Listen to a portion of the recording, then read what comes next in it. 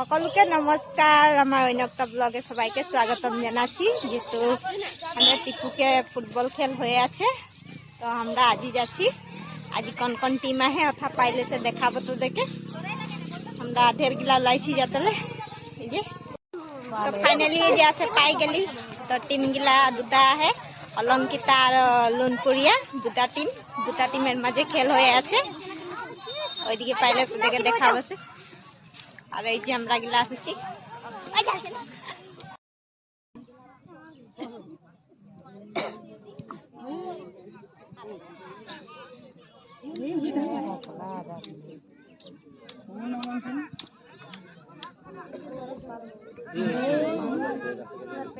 মোটা বুবু দিলে